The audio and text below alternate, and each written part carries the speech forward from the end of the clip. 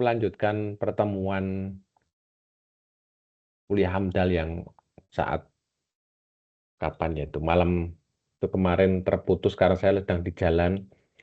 Tadi malam saya juga di jalan kena macet lagi pada perjalanan ke Semarang. Jadi ini saya akan share untuk PPT-nya. Untuk materi sebenarnya sudah saya kirimkan, nanti silahkan bisa meminta ke Mas Sahri sebagai koordinator mata kuliah. Baik, eh, kemarin sudah kita diskusikan terkait dengan bagaimana aspek biologi di dalam penyusunan dokumen AMDAL. Jadi kalau kita melihat proses atau apa namanya, proses dokumen AMDAL sendiri itu ada beberapa tahapan ya. Yang pertama adalah penapisan atau screening. Ini dengan tujuan untuk melihat beberapa pertimbangan keanekaragaman hayati menjadi alasan perlunya AMDAL dalam suatu proyek. Kemudian bagaimana dampak potensial bagi kehati dari proyek tersebut. Kalau melihat beberapa apa namanya kegiatan ya, tentunya dampak pada biodiversity ini akan sangat terasa sekali. Karena mesti yang namanya proyek itu akan yang pertama mesti memberikan gangguan pada polusi suara. Dari situ sudah ada beberapa fauna yang mungkin merasa tidak nyaman lagi hidup di dalam suatu suara yang bising dan sebagainya. Yang kedua, apalagi kalau di dalam proyek atau kegiatan tadi sudah mulai melakukan penebangan pada pohon. Ya, karena itu penting ya, bagaimana pohon ini kemarin sudah saya sampaikan menjadi tempat hidup habitat bagi banyak fauna. Saya contohkan misalnya, yang namanya macan tutul, itu dia itu harus menjelajahi apa punya daerah jelajah dalam satu hari itu mungkin ada sekitar 100 sampai 150 kilo. Idealnya seperti itu. Tapi kalau suatu apa habitat sudah dihilangkan ya, terfragmentasi atau bahkan hilang sama sekali, tentu mereka akan menjadi sempit ya jelajahnya. Di beberapa kawasan di India atau kemarin di Jawa Barat kayaknya ada juga terjadi apa namanya konflik horizontal antara satwa dengan manusia ya. Ya karena memang mereka butuh lahan yang luas, sementara lahannya sudah dialihfungsikan menjadi beberapa pemukiman atau mungkin bahkan menjadi jalan, menjadi sebuah bangunan. Sehingga apa namanya apa konfrontasi ini mesti akan terjadi karena mereka secara naluri harus menjelajah kawasan yang sedemikian luas, tapi mereka terhambat karena adanya apa namanya bangunan-bangunan atau eh, perubahan tata guna lahannya. Kalau dalam biologi disebut dengan barrier atau penghalang. Sama juga mungkin pernah melihat di resort di Afrika itu tiba-tiba didatangi rombongan gajah yang melewat di dalam sebuah resort tadi. Ternyata dulu di kawasan itu adalah menjadi tempat jalur migrasinya gajah Afrika. Tapi karena sudah dibangun dari sebuah resort, pada saat mereka melakukan migrasi, ya tetap dengan mengikuti naluri yang sama. Ya mereka membelah eh, bangunan resort tadi sehingga menimbulkan kegaduhan. Itu contoh karena ini. Maka ya proyek ini perlu suatu dokumen AMDAL untuk bisa meminimalisir dampak yang ditimbulkan. Tahapan yang kedua adalah pelingkupan atau scoping. Kita harus punya apa namanya mempertanyakan ya bahwa dampak potensial apa sih yang terjadi pada keanekaragaman hayati. Kemudian alternatif apa yang harus dipertimbangkan. Kegiatan yang mungkin menimbulkan dampak pada keanekaragaman hayati ya. Ini terjadi di Kanada saat mereka membangun jalan tol. Sebenarnya di Indonesia juga nih, jalan tol Trans Java yang membelah dari Cikampek dan berujung sekarang di di Besuki ya kalau nggak salah. Kemarin kan sudah di Probolinggo Timur, kemudian di Gending. Sekarang sudah ke timur lagi, kalau nggak salah di Besuki. Nah, nanti targetnya sampai ke Banyuwangi. Dari beberapa ruas jalan yang dibuat ini membelah sebuah habitat. Nah, tentunya ini menjadi barier, menjadi penghalang ya. Mungkin hewan dulu bisa lalu lalang secara bebas. Tapi begitu itu dibelah oleh sebuah jalan tol, maka menjadi sebuah penghalang bagi hewan untuk bermigrasi, berpindah tempat saja sudah nggak bisa. Resikonya apa? Resikonya ya ketabrak mobil. Nah, di Kanada, ini ternyata banyak sekali rusa rendir yang tertabrak mobil saat mereka melintasi jalan tol. Saya nggak tahu kalau kasus di Indonesia ada enggak itu. Yang namanya ketabrak mobil, hewan ketabrak mobil di jalan tol. Bayangan saya sih mungkin ada ya, cuman beritanya kan mungkin tidak di speak up atau tidak viral sehingga tidak tahu gitu. Nah, tentunya di dalam sebuah kajian AMDAL harus dibuat suatu skenario. Bagaimana sih hewan tadi agar bisa tetap berpindah dari satu sisi jalan ke sisi jalan yang lain tanpa mengalami resiko kecelakaan. Akhirnya dibuatlah semacam koridor yang di Kanada ini. Jadi di atas jalan tol dibuat koridor atau jembatan. Jembatannya jangan dibayangkan jembatan yang kayak jalan aspal, enggak. Tapi ya jembatan yang dibiarkan eh, tumbuh tumbuh tanaman atau pohon secara alami. Sehingga mereka hewan tadi menganggap bahwa itu tuh bukan buatan. Nah, setelah adanya koridor tadi, ternyata tingkat kecelakaan hewan di jalan tol itu menurun sampai 80%. Nah, ini ada sebuah, harusnya itu masuk dalam sebuah rencana pengelolaan lingkungan atau RKL. Itu baru setelah operasional ya, pada saat konstruksi itu kan juga dampaknya besar sekali ya. Mobilisasi alat berat menimbulkan kegaduhan, kemudian pada tahap apa namanya konstruksi ya, pohonnya dihilangkan. Mungkin kita hanya terlalu terfokus pada tumbuhan atau hewan besar. Bahkan padahal di dalam sebuah ekosistem ada sekelompok hewan-hewan yang punya peran besar secara ekologi tapi berukuran kecil, mikro yang seolah tidak kita lihat dampaknya. Pernah tidak membayangkan misalnya cacing tanah yang dulunya hidup bebas di tanah, tiba-tiba tanahnya dikeruk, ditimpa dengan batu, dikasih aspal, mereka mesti mati. Ukuran yang lebih kecil ada lagi namanya mikroarthropoda tanah. Dan mereka punya fungsi ekologi yang cukup signifikan. Mereka bisa menghancurkan serasa humus mulsa menjadi material yang nanti bisa menyuburkan tanah. Nah, kita tidak pernah membahas atau melihat dari sisi elemen kehati yang mungkin berukuran sangat kecil.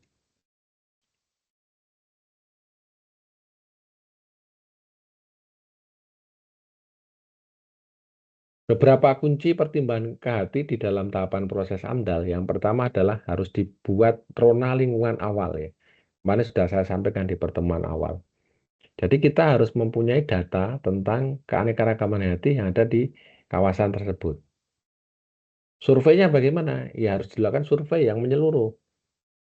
Surveinya kemarin saya sampaikan harus membuat semacam plot pengamatan atau stasiun pengamatan atau titik sampling atau apapun istilahnya. Kemudian diinventarisir dari sebuah plot tadi, lalu dikonversi ke hektar ya. Jadi ketemu katakanlah 5 spesies angsana. Berarti di dalam plot kali 10 kali 10 ada 5 pohon angsana. Itu dikonversi ke hektar ya. 10 kali 10 itu kan 100. Berarti kalau dikonversi ke hektar kan harus kali 100 lagi. Berarti diasumsikan dalam 1 hektar itu ada 5 kali 100. Ada 500 pohon angsana. Nah, data-data dari jenis atau spesies yang ditemukan dan juga jumlah individu tiap spesies tadi yang dimasukkan untuk menghitung indeks keanekaragaman hayati Shannon Winner. Nah, sehingga dari situ bisa muncul angka. Kalau sudah ada kuantifikasi, ada angka, berarti kita bisa punya gambaran. Kemarin saya sampaikan bahwa angka yang muncul dari indeks keanekaragaman hayati ini bisa dipakai untuk memotret kestabilan sebuah ekosistem. Bagaimana ekosistem tadi kuat menghadapi berbagai tekanan atau gangguan atau apa namanya pencemaran itu tergantung dari indeks tadi. Kenapa kok dihitung indeks atau kok dikuantifikasi? Ya karena dengan kuantifikasi kita bisa memantau.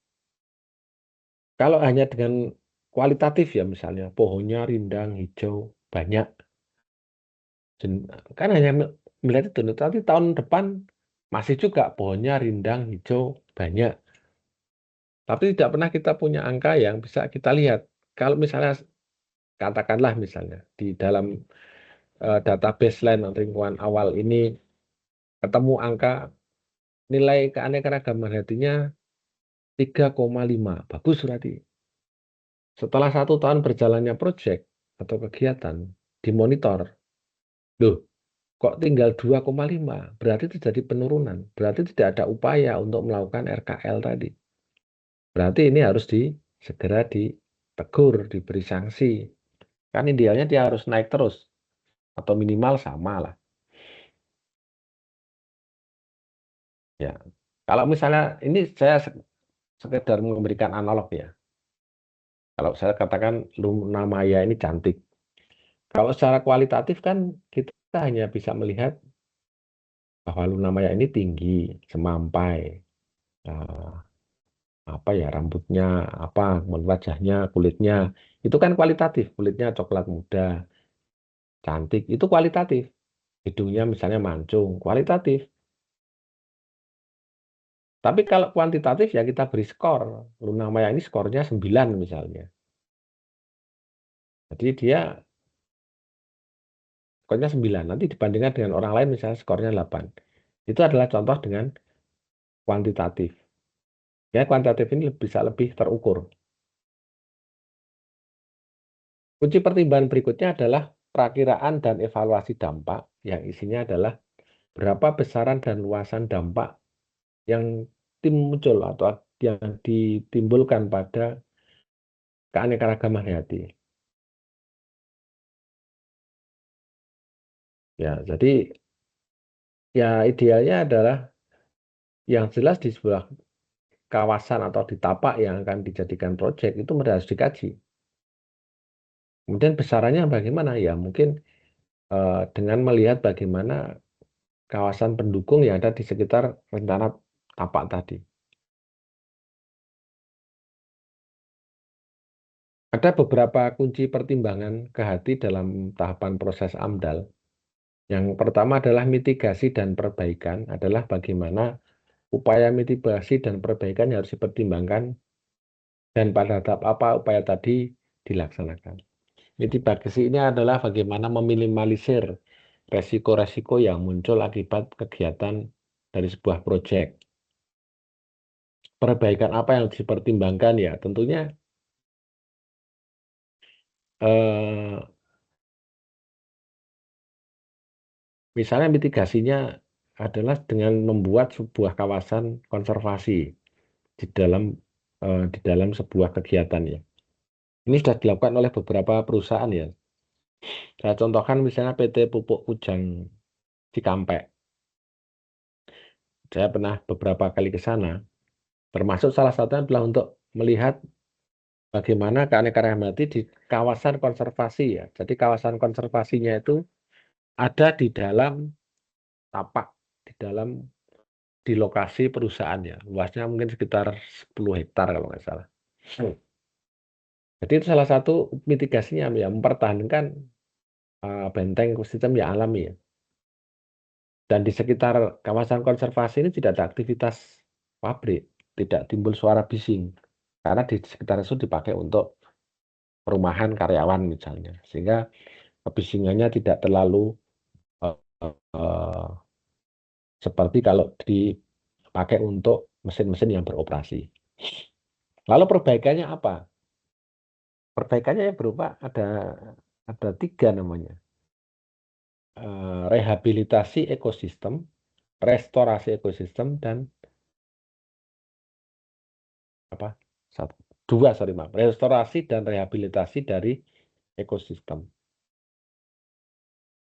Tetap ada dampak yang muncul, tapi kalau direhabilitasi dan direstorasi, maka ekosistem tadi akan menjadi lebih baik. Kemudian penyiapan dokumen andal atau analisis dampak lingkungan. Bagaimana informasi Gati tadi disajikan ya. Ya, jadi kita kalau biasanya menyajikan informasi Gati ini dalam bentuk tabel. Contoh misalnya tabel keanekaragaman hayati, apa namanya, eh, burung yang ada di tapak PT XYZ. Itu nanti kita buat, nah Anda ngamatinya di berapa stasiun pengamatan. Misalnya 10 stasiun pengamatan. Di stasiun satu ditemukan jenis apa, misalnya alap-alap, kuntul kebo, emprit, apa namanya, burung gereja, burung walet. Di stasiun jumlahnya berapa individunya itu ada.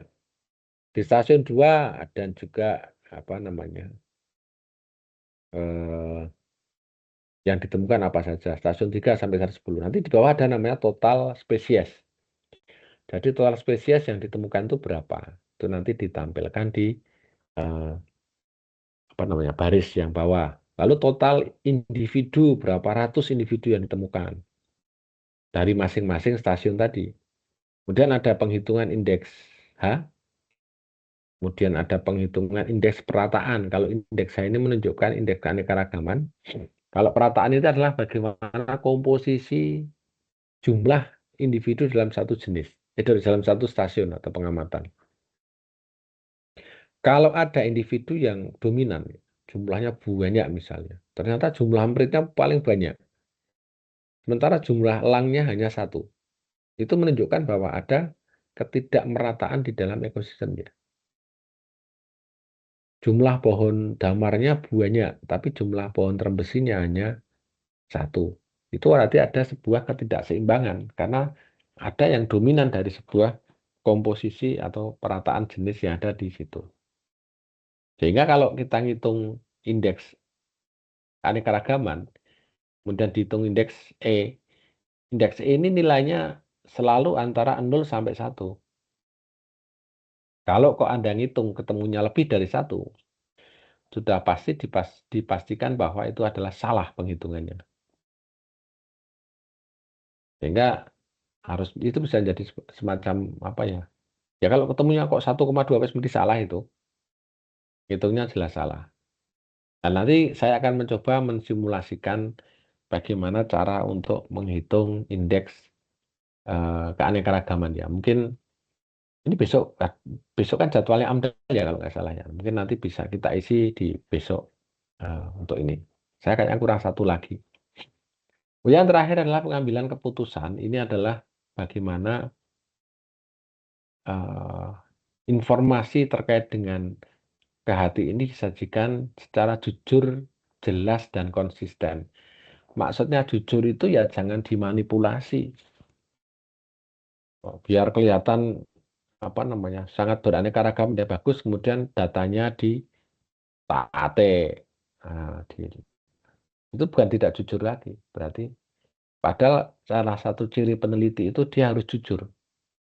Dia boleh salah peneliti itu, tapi harus jujur. Sehingga di dalam terus bagaimana nanti? Ya nanti pada saat melakukan diskusi pembahasan harus disampaikan bahwa mungkin ada kekurangan di dalam pengambilan sampel atau mungkin apa, waktu samplingnya tidak tepat.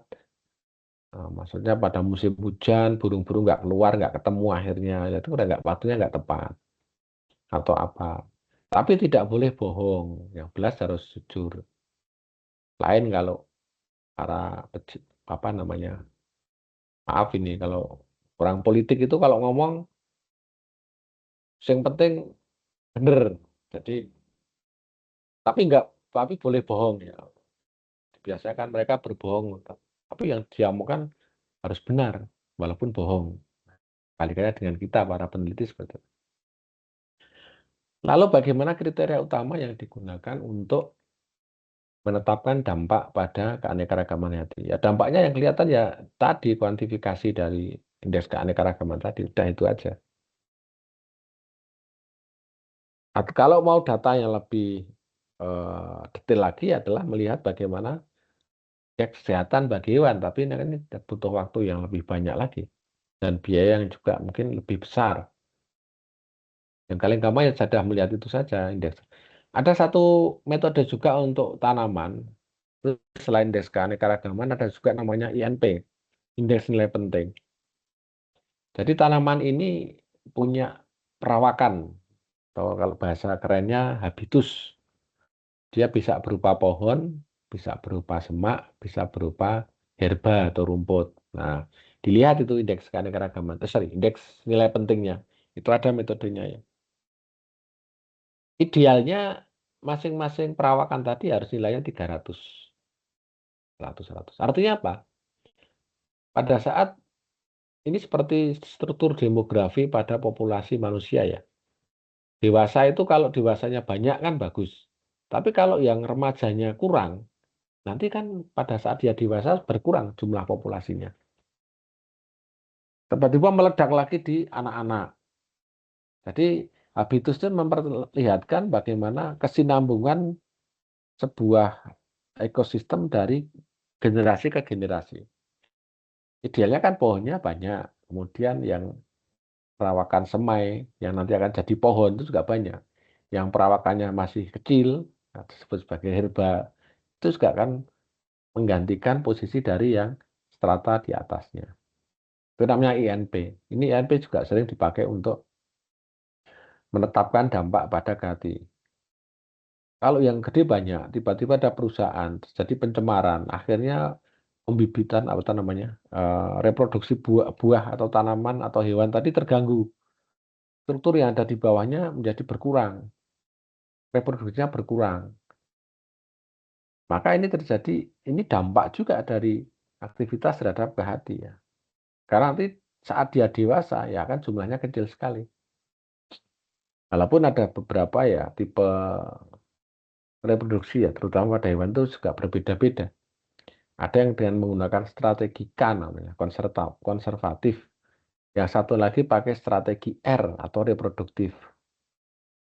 Strategi R reproduktif itu dia punya anak sebanyak-banyaknya. Tapi tidak diikuti dengan pola pengasuhan. Sehingga yang dibiarkan saja anaknya itu. Mau gede terserah, mau mati terserah, mau sehat terserah, tidak terserah. Sehingga dari strategi R ini, nanti yang bisa mencapai fase dewasa hanya mungkin beberapa individu saja. Contoh misalnya kura-kura. Kura-kura itu bertelur kan sampai 80-100 butir ya, menetas semua itu. Begitu bertelur, timbun pasir telah ditinggal sama induknya. Nanti kura-kuranya menetas, itu dia cari jalan sendiri-sendiri balik ke laut. Maaf, penyu, maksudnya penyu, bukan kura-kura. Nanti ada yang dimakan burung, ada yang dimakan kepiting, dimakan buaya. Yang sampai dewasa, penyu tadi hanya 2 atau 3 individu saja. Itu strategi R. Ikan punya anak buahnya, ribuan bahkan telur ikan tuh. Tapi ya sampai dewasa juga nggak banyak.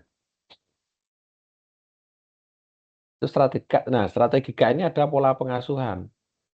Bapak, Ibu, Mas, Mbak punya anak satu. Tapi anaknya kan dipelihara terus. Diasuh terus, dijaga terus sampai dia bisa dilepaskan. Orang hutan, monyet, punya anak juga cuma satu. Dia tapi akan nempel di induknya terus sampai dia bisa dilepaskan. Burung punya anak 2. Tapi dikasih makan, dipastikan burung tadi bisa dapat terbang. Nah, setelah itu baru dilepas. Apa namanya? Apa namanya? Disapih kalau bahasa Jawanya. Nah, itu strategi tadi akan terkena dampak dari kegiatan sebuah proyek ya misalnya.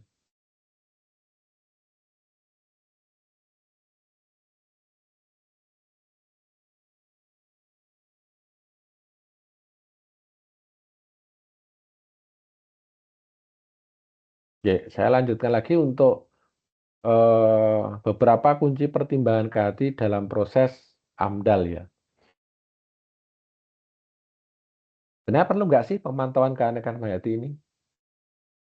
Kemudian elemen apa yang harus dipantau? Sumbernya dari mana?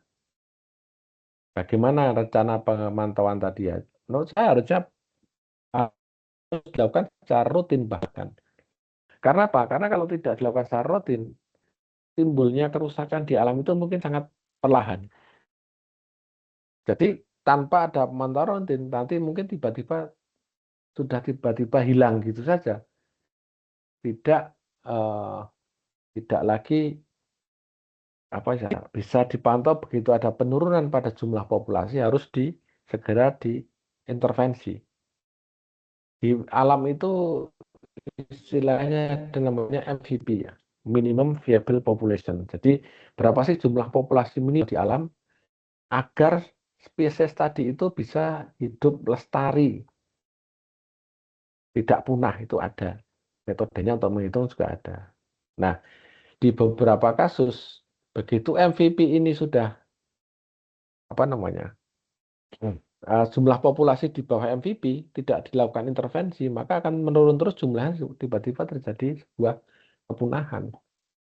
Dan begitu sebuah spesies ini punah, dia tidak akan muncul lagi nanti di periode yang akan datang. Sekarang dinosaurus punah, nggak ada kan sekarang nemu dinosaurus. Teorinya sih bisa dihidupkan dengan menggunakan teknologi apa namanya cloning ya, dengan kultur jaringan. Tapi juga nyatanya belum ada ya. Berarti kan teknologinya itu juga tidak semudah yang ada di teori. Kan mengambil DNA yang mungkin terperangkap di apa ya beberapa material DNA yang mungkin di kulit atau di eh, kalau yang di film itu kan ada nyamuk gigi dinosaurus, kan darahnya masuk ke nyamuk, kemudian nyamuk tadi hinggap di pohon, tiba-tiba terkena resin getah ya dari pohon. Akhirnya pohonnya mati, terawetkan sebagai fosil. Nah, fosil nyamuk tadi diambil darahnya untuk dilihat struktur DNA-nya. Ada beberapa yang bolong ternyata rusak. Ditambahlah dengan DNA yang diambil dari reptil, ya. Karena dinosaurusnya reptil. Diambil dari kata. Nah, bisa diciptakan dinosaurus ya ada di film Jurassic Park. Teorinya seperti itu. Tapi juga tidak semudah itu. Karena setiap kita melakukan kultur jaringan ya, individu yang dihasilkan itu tidak semuanya berhasil 100% sempurna. Mungkin banyak kecacatan yang pernah nggak dengar berita dulu mengkloning domba siapa Dolly itu. Dia tuh bisa muncul hidup sebagai domba dari sekitar hampir 3.000 individu yang gagal. Misalnya jadi domba tapi kakinya nggak ada dua. Atau apa kecacatan apa. Nah, itu kalau secara ethical clearance, apakah masih beretika kalau kita membunuh di antara calon individu yang mengalami kecacatan.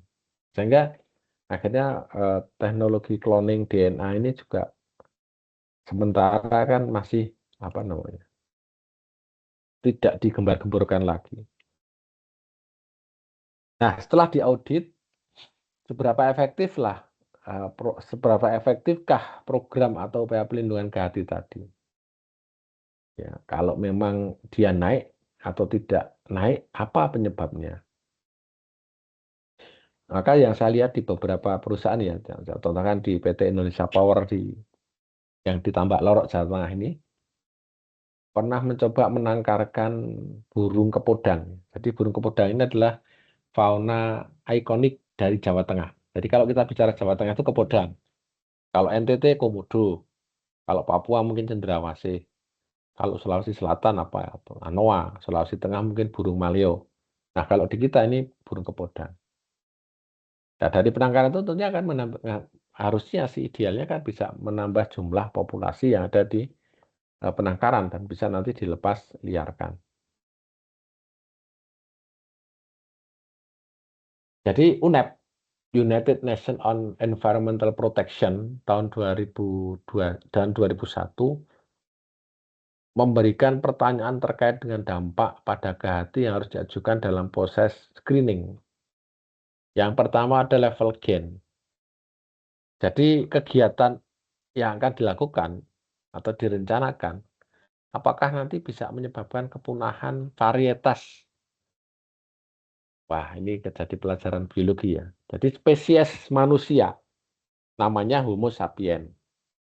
Nah, di dalam manusia ini ada varian atau apa namanya? Keanekaragaman genetik. Kita dengan orang Afrika kan beda. Kita dengan orang Cina beda, orang Korea beda. Secara apa namanya? Secara morfologi penampakan. Tapi kita kalau kawin dengan mereka bisa punya anak. Dan anak kita bisa punya anak gitu nanti disebut satu spesies.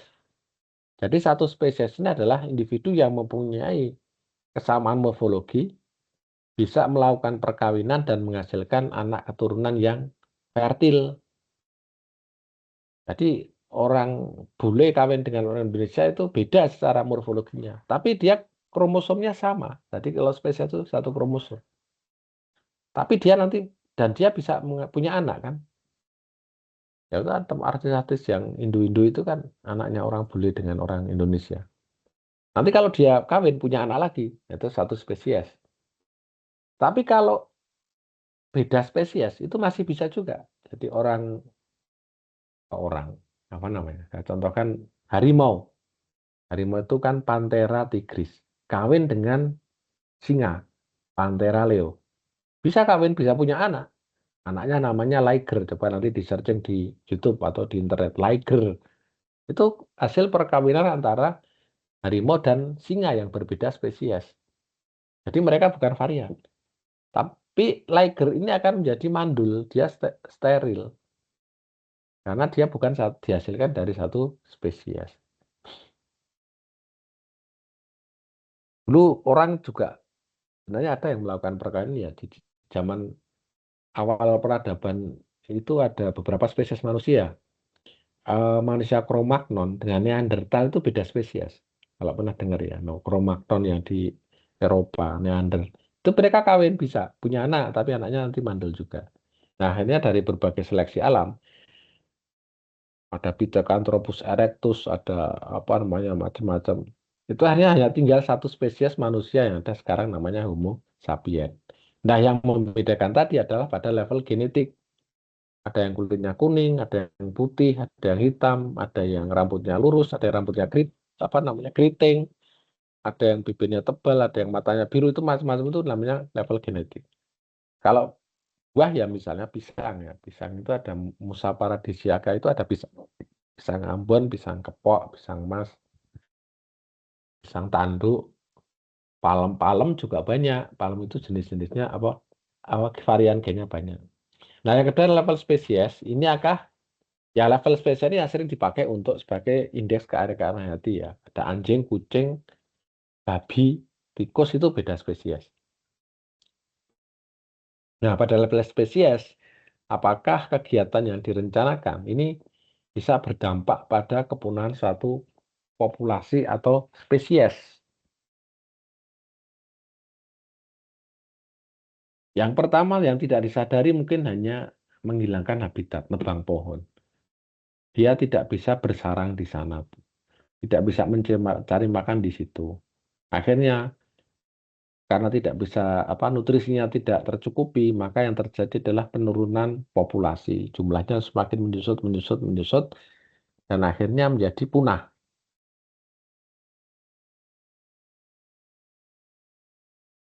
Tiba-tiba harimaunya sudah nggak ada lagi, ya karena kepunahan tadi.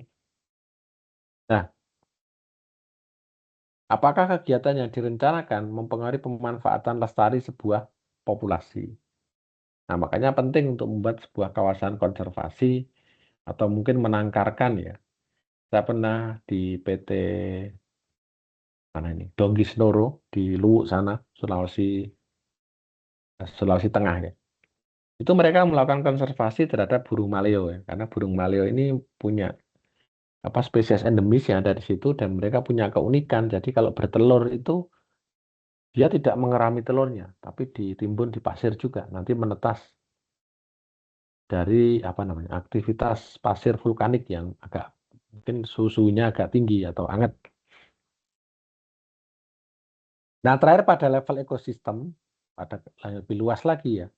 Jadi ekosistem ini seperti hutan hujan tropis atau savana atau lahan gambut, mangrove, terumbu karang, lamun, dan sebagainya ini, apakah kegiatan tadi mempunyai dampak pada kerusakan serius pada ekosistem tadi ya?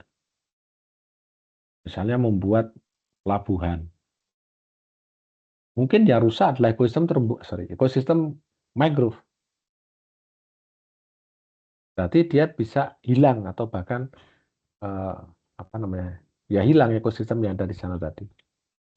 Padahal hilangnya mangrove akan memberikan kerugian luar biasa.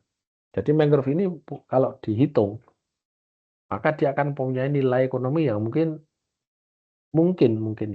lebih tinggi daripada nilai manfaat ekonomi yang diperoleh setelah terjadi alih fungsi lahan mangrove tadi.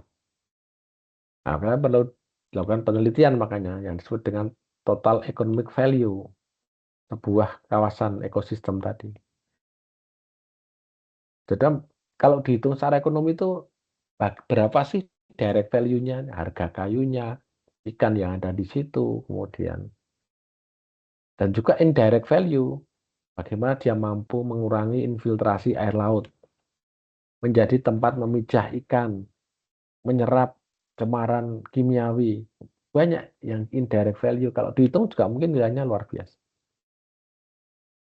Apakah kegiatan yang direncanakan mempengaruhi eksploitasi lestari dari satu atau lebih ekosistem ya? Atau tipe penggunaan oleh aktivitas manusia seperti perilaku eksploitasi yang merusak dan tidak ramah lingkungan. Baik. Jadi dampak tadi misalnya dari pembangunan pelabuhan atau dermaga adalah pada salah satunya pada mangrove. Salah duanya pada terumbu karang. Karena ekosistem yang subur di perairan laut itu salah satunya di terumbu karang atau di padang lamun. Di lamun dulu bisa menjadi habitat dugong laut ya atau ikan duyung. Nah, kalau lamunnya jadi pelabuhan nggak ada ikan duyung di situ, punahlah dia. Terumbu karang juga sama ya, berbagai kalau saya sebut terumbu karang sebagai sebuah kota di dalam dasar air laut ya, karena banyak sekali penduduknya di situ dan dia punya sistem ya seperti perkotaan lah, jadi rantai makanan, kemudian produsen, kemudian juga apa namanya berbagai kesibukan yang luar biasa ya di bidang ekologi di situ.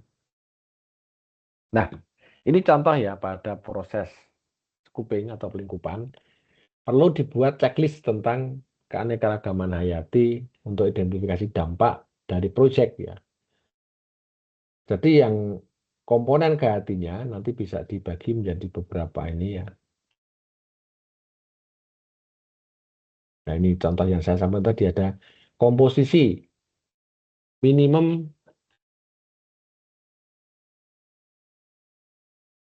viable population untuk menghindari kepunahan akibat inbreeding dan erosi genetik ya. Yang dimaksud di sini adalah dengan penurunan jumlah populasi yang cukup apa namanya signifikan ya, menyebabkan anggota populasi ini sedikit. Dan ini sangat dimungkinkan anggota populasi ini masih mempunyai kekerabatan yang dekat, sehingga menjadi inbreeding. Lah, inbreeding ini apa ruginya? Saat terjadi perkawinan sedarah, itu akan memunculkan potensi gen resesif ini apa namanya meningkat ya. Jadi kita ini kan dikode oleh gen resesif dan dominan. Lah yang baik itu adalah yang dominan ya. Misalnya dominan itu ada gen yang mensandi untuk tubuh tinggi. Nah, kalau resesif berarti dia tubuhnya rendah. Nah, kalau nanti anaknya keluar gen resesif berarti dia anakannya ukurannya apa menjadi pendek. Itu resesif. Nah, ini resesif ini yang menimbulkan individu juga rentan terhadap berbagai penyakit ya. Kalau manusia itu ya ada Down syndrome, kemudian ada juga potensi terhadap munculnya sel kanker itu karena perkawinan sedarah atau berkerabat dekat. Nah ini dari sini muncullah yang disebut dengan erosi genetik. Yang kedua kultivar lokal. Ya, kultivar lokal itu adalah varian yang memang asli dari daerah tersebut ya. Contoh padi itu dulu kultivar lokalnya adalah padi gogo, padi rojolele, pariwulu. Itu punya keunggulan secara genetik yang unggul, tapi dia kelemahannya adalah masa panennya atau masa produksinya lama. Bisa 1 tahun baru berbuah. Nah, kita nunggu 1 tahun yang mau dimakan kan harus cepat-cepat tersedia. Saya dibuatlah varietas unggul, dikawin-kawinkan lah itu. Jadi padi sekarang ada C4, ada apa? ah, itu sehingga bisa 3-4 bulan sudah bisa panen. Organisme hidup hasil modifikasi. Nah, ini yang tadi saya sebutkan. Kalau apa namanya? Kerennya sekarang namanya PMO.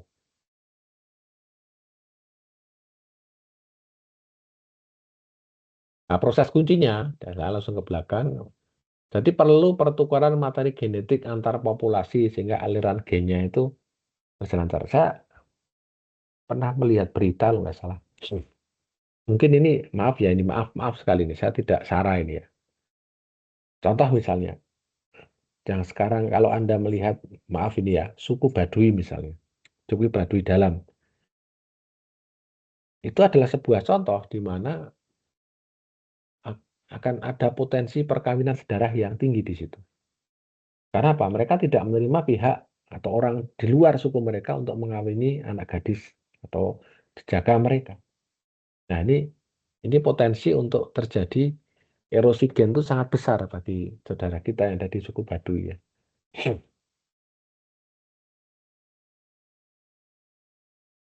Kemudian akan menimbulkan namanya kompetisi intraspesifik ya, kompetisi di dalam satu spesies. Ada juga kompetisi interspesifik dengan spesies yang lain. Yang kedua adalah adanya oke, ke apa sih bacanya ini?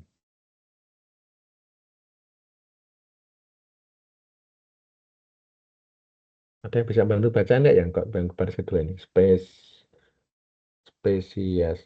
Keanekaragaman spesies.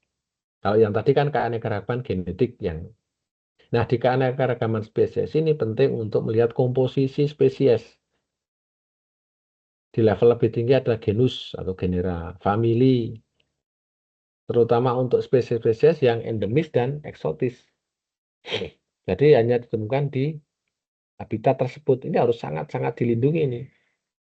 Anda buat kegiatan ekowisata di mana? Pulau Komodo ya, tentu persyaratannya sangat strict sekali karena di sana menjadi habitat yang hanya bisa dihuni oleh pulau atau hewan komodo. Maka konsep ekowisatanya juga harus dipenuhi dengan sangat patuh ya, sehingga tidak menyebabkan gangguan pada hewan-hewan endemis tadi.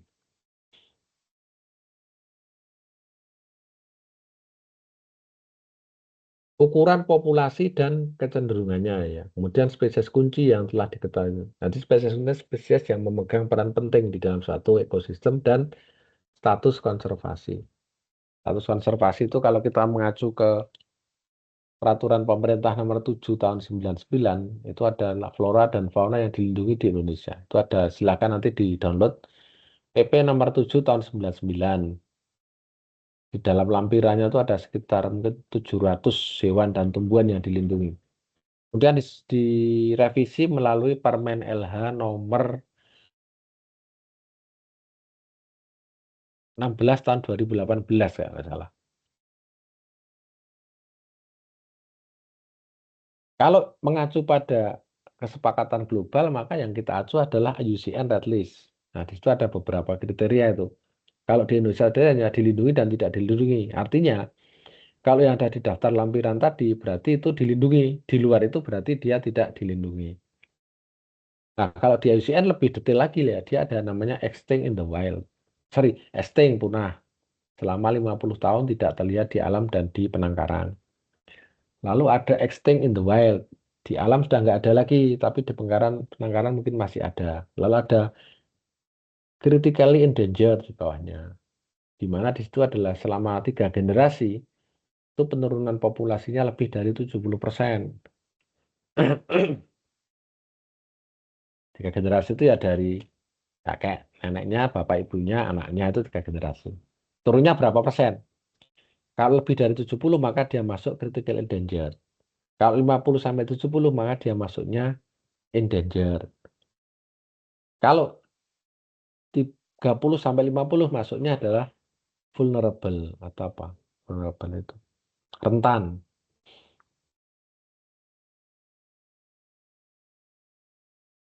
Yang keanekaragaman terakhir adalah untuk keanekaragaman ekosistem, maka salah satu kelebihan negara kita adalah kita mempunyai berbagai ekosistem yang cukup lengkap ya. Jadi kita mungkin Kutub Utara punya es ya, kita punya es juga. Di puncak Jayawijaya itu ada es.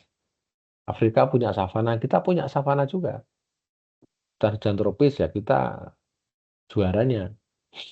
Gurun, mungkin ada juga di gurun ya. Di Parangtritis itu ada namanya gumuk pasir itu ekosistem gurun itu. Keunikan itu juga sangat tinggi. Kemudian tahapan suksesnya ya, proses proses evolusi ekosistem itu sampai mana? Kalau sudah sampai pada tahap klimaks, sudah tidak ada penambahan lagi, sudah selesai itu di situ ekosistemnya. Dan ekosistem yang itu disebut dengan ekosistem yang stabil.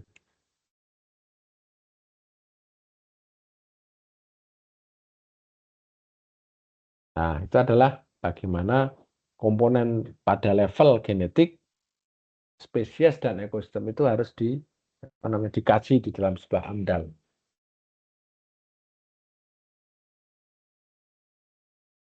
Ini saya kira sudah merupakan beberapa pengulangan ya.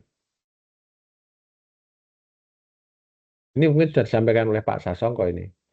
Merumuskan dampak penting hipotetik yang relevan untuk ditelah dalam AMDAL. Menetapkan batas ruang dan waktu yang digunakan dalam penyusunan AMDAL. Dan menganalisis beragam data hasil pengamatan dan pengukuran sehingga diperoleh informasi terkait dengan zona lingkungan awal sebelum proyek dibangun tadi sudah ada. Memperkirakan besaran dan kepentingan ya dampak lingkungan yang timbul. Mengevaluasi secara holistik kecenderungan dampak penting lingkungan untuk keperluan pengambilan keputusan. Metodenya sekarang, metode identifikasi dampak. Ya, jadi untuk melakukan kajian terhadap AMBAL, maka perlu dilihat atau diidentifikasi komponen atau parameter lingkungan yang diperkirakan akan mengalami perubahan mendasar akibat proyek tadi. Contoh misalnya kita ambil parameter fisik kimia air misalnya. Nanti perusahaan yang misalnya PLTU yang ngambil air dipanasi nanti ada pendingin mesin dibuang ke sungai. Apa yang mungkin terjadi kalau buang limbah panas ke air? Ya berarti ada perubahan suhu di situ. Suhu temperatur air. Idealnya kan 27 sampai 32 atau 33 derajat. Kalau dia buang limbahnya sampai suhunya mungkin 70 80 ya akan mati semua biotanya panasan. Jadi suhu DO-nya harusnya pada kisaran 2 sampai 5 untuk bisa ideal bagi kehidupan biota-biota air. Kalau suhunya drop karena panas, nah panas ini melepaskan DO ke udara. Suhunya menjadi DO-nya menjadi rendah, ya ikannya akan mati juga, nggak bisa bernapas. Ada mungkin TSS, TDS, BOD, COD, kandungan logam berat, Cu, Mg, Hg, kadmium, Pb, nah itu harus ada semua. Ya, yang diidentifikasi proyeknya apa akan menghasilkan dampak yang berakibat pada perubahan parameter apa ini harusnya dikaji di dalam identifikasi dampak. Pabrik yang yang punya cerobong asap membuang apa jelaga, apa berarti harus ada mungkin berarti PM partikulat meter 2,5 dan 10 ya dilihat. Pabrik semen misalnya, ya, dalam transportasinya dia apa namanya berpotensi menimbulkan peningkatan pada PM 2,5 dan PM 10 ya berarti itu yang harus dikaji parameter itu. Identifikasi dampak terutama dilakukan pada saat proses pelingkupan dalam rangka penyusunan formulir kerangka acuan atau KA. Sama ya, jadi mau bikin mall, ya potensi yang muncul adalah apa? Kemacetan mesti. Kemudian peningkatan misalnya kandungan Pb karena hasil pembakaran bahan bakar fosil. Suhu juga mungkin akan naik. Nah, itu harusnya identifikasi tadi dampak tadi menyesuaikan dengan jenis atau kegiatan yang akan dilakukan.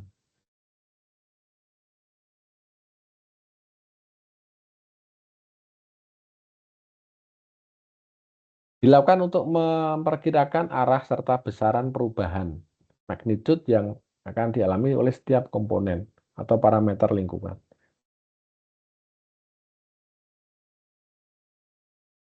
Kemudian yang berikutnya dilakukan untuk menilai atau mengevaluasi sifat penting dari perubahan. Ya harus ada evaluasi ya, dari berbagai pakar misalnya. Jadi perakiraan-perakiraan tadi yang dipakai atau digunakan saat penyusunan ANDAL atau analisis dampak lingkungan. Jadi fungsi metode perkiraan dan evaluasi ini bisa dilihat dari tabel ini ya. Yang pertama impact identification, ketika salah ini. Jadi mengidentifikasi komponen atau parameter lingkungan yang diperkirakan akan berubah karena dampak dari suatu kegiatan, rencana kegiatan atau proyek. Bisa ke udara, bisa ke tanah, bisa ke air, bisa juga ke sosial kemasyarakatan. Kesehatan juga bisa. AMDAL saat akan membuat TPA. TPA atau Semarang di TPA itu Semarang di Jatibarang. Dia akan menerima beban sampah 1.300 ton per hari loh di Semarang itu. Pasti ada dampak lah. Airnya mungkin jadi tercemar, air lindi, tanahnya juga tercemar berbagai apa namanya mungkin bakteri toksik atau senyawa toksik. Masyarakatnya juga akan terganggu karena bau menyengat dari sampah ya. Dan Bantar Gebang kemarin katanya ambruk atau longsor yang mati berapa itu. Nanti harusnya dikaji di dalam AMDAL seperti ini. Mengidentifikasi komponen lingkungan yang diberikan berubah ini, jadi sebenarnya tabel ini merupakan ringkasan dari slide-slide yang ada di atas di sebelumnya. Nah, ini masuk ke salah satu contoh aspek biologi ya. Aspek biologi tadi berapa ya? Misalnya indeks keanekaragaman hayati, dari sini dulu lah. Kerapatan atau kerapatan relatif ya, merupakan indikator kesesuaian tempat tumbuh untuk jenis tanaman. Jadi semakin besar nilai KR suatu jenis tumbuhan di plot studi, indikator bahwa plot tersebut memiliki kesesuaian yang tinggi bagi jenis tanaman tersebut. Jadi semakin tinggi nilainya, semakin nyaman habitatnya itu ditempati oleh tumbuhan atau hewan tersebut. Kalau untuk hewan, maka nilai kerapatan ini diinterpretasikan sebagai jumlah individu atau populasi pada suatu satuan luas, biasanya hektar. Jadi ini bisa dipakai juga untuk memperkirakan daya dukung habitat tersebut bagi satwa yang sedang diteliti. Nah, ini rumusnya seperti ini ya. Jenis I ini adalah jumlah individu kesekian. L ini adalah luas petak contoh. KRI adalah kerapatan jenis I dan. Jadi ngitungnya nanti pakai ini. Lalu indeks yang saya sampaikan berkali-kali tentang keanekaragaman hayati yang sering dipakai adalah indeks Shannon Winner. Ini dengan cara tadi harus punya data jenis spesies dan jumlah individu per spesies tadi. Ketemu anjing hutan misalnya. Itu kan spesiesnya anjing hutan. Nah, individunya berapa anjing hutan tadi? 10 atau 15. Ketemu misalnya kucing hutan. Berapa individunya? Nanti itu yang dimasukkan ke dalam rumus H aksen adalah sigma pi len pi. Ini bukan log, len harusnya. Jadi pi ini adalah jumlah spesies kesekian dibagi jumlah total individu yang ada di situ. N besar itu jumlah totalnya. Nah, setelah itu dihitung indeks kemerataan atau evenness index. Tadi dengan menghitung H aksen itu tadi hasil dari indeks channel winner dibagi len S. Len S ini adalah len jumlah spesies. Spesiesnya ketemu 10. Berarti len 10. Nanti dihitung itu mesti nilainya 0 sampai 1 kalau ini. Kalau di luar 0 sampai 1 berarti ada yang salah. Ini adalah beberapa contoh parameter komponen hayati yang digunakan untuk kajian AMDAL.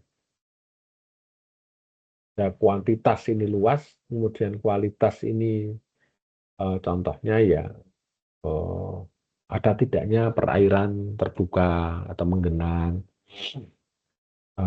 kemudian kualitas komposisi terkait dengan komunitas, kekayaan jenis, kemudian ada frekuensi kehadiran, tadi kan ada kerapatan, frekuensi kehadiran, ada jumlah, kepadatan, kemudian kualitas struktur, baik struktur mikro, makro, maupun antar habitat, kemudian kualitas atau apa namanya, yang sering saya sebut sebagai suksesi ya, bagaimana proses pembentukan suatu ekosistem, kualitas fungsi, fisik dan biokimia,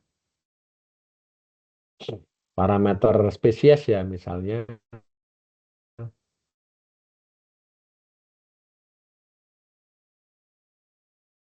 kuantitas ini adalah jumlah bagaimana laju apa namanya mortalitas atau kelahiran, kemudian bagaimana mortalitas kematiannya, ada emigrasi dan imigrasinya, ini menjadi parameter sebuah populasi. Struktur populasi misalnya umur, yang dewasa berapa, yang tua, yang remaja, anak-anak. Rasio kelamin jantan betina, kalau jantannya terlalu banyak, betina terlalu sedikit, berarti bisa dipastikan reproduksinya mesti akan turun. Fragmentasi atau apa namanya, isolasi habitat, keanekaragaman genetik tadi. Jadi ini beberapa parameter hayati yang harus dikaji dalam AMDAL. Nah, ini adalah sebuah tabel yang menunjukkan adalah contoh dampak pembangunan terhadap biodiversity ya. Kegiatannya penambangan batu bara, andesit, nikel, atau emas dengan sistem terbuka di kawasan hutan. Dampak terhadap kehati, yang pertama dampak terhadap fragmentasi ada ya. Hilang atau berkurangnya kehati ya. Kualitas ekosistem ya. Kemudian efek tepi atau side effect ya. Ragam habitat tidak. Nah, ini adalah contohnya. Nanti ke bawah banyak itu. Ada lagi dampak dari kegiatan pembangunan jalan tol, jalan provinsi, jalan kabupaten. Secara umum memberikan dampak yang merugikan pada fragmentasi. Ini kan ya semua nih. Kualitas dan efek tepi ya. Ada pembangunan perkebunan teh, pembangunan perkebunan kelapa sawit dengan mengkonversi hutan, penyiapan lahan perkebunan dengan cara dibakar, pembangunan saluran irigasi yang melewati kawasan hutan, pembangunan sutet.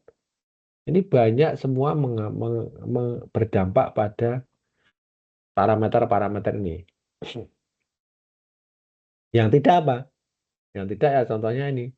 Aktivitas alat berat dan kendaraan berat di dalam dan sekitar hutan. Dia tidak melakukan fragmentasi. Penggunaan pestisida dan herbisida di perkebunan. Pembangunan dermaga pelabuhan dan aktivitas operasinya. Ini tidak menimbulkan fragmentasi.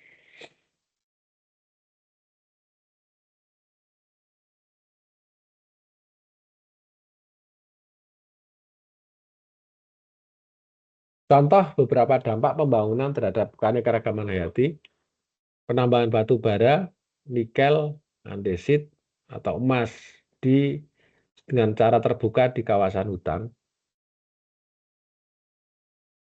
akan berdampak pada reproduksi, kemudian kegunaan, dan juga apa namanya, perubahan perilaku. Contoh perubahan perilaku itu apa ya? Di Cagar Alam Pangandaran itu apa namanya?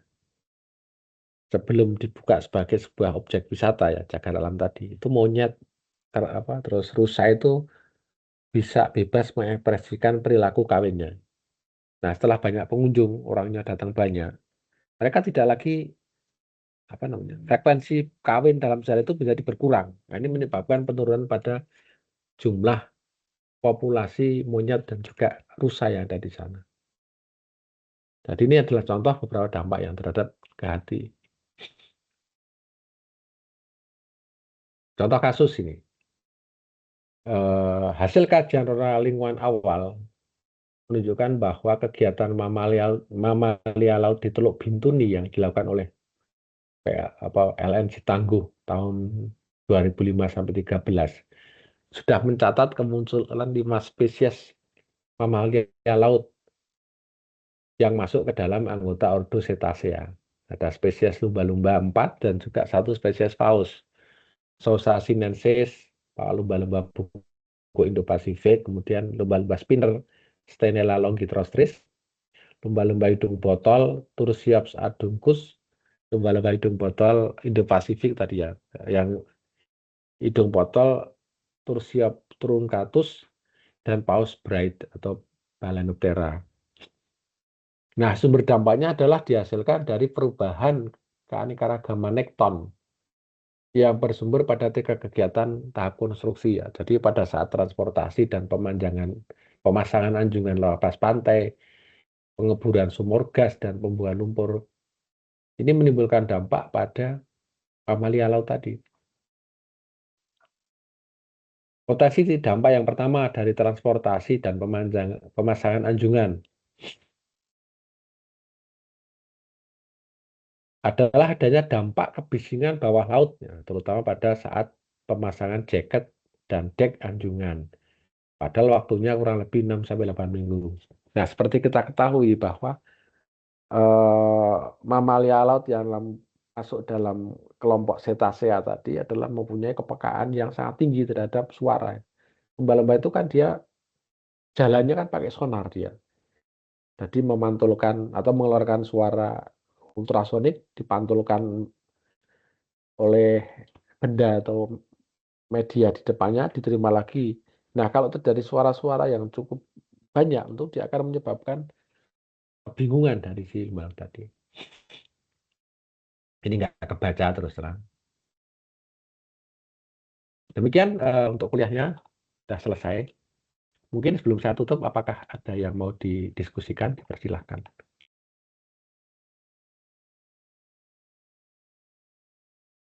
Kalau tidak ada, terima kasih ya. Nanti mungkin saya akan memberikan 1 atau 2 soal untuk UTS ya, dan juga untuk apa namanya komponen nilai yang lain mungkin.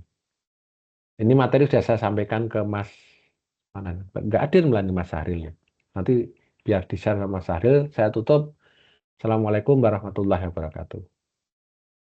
Waalaikumsalam. Waalaikumsalam.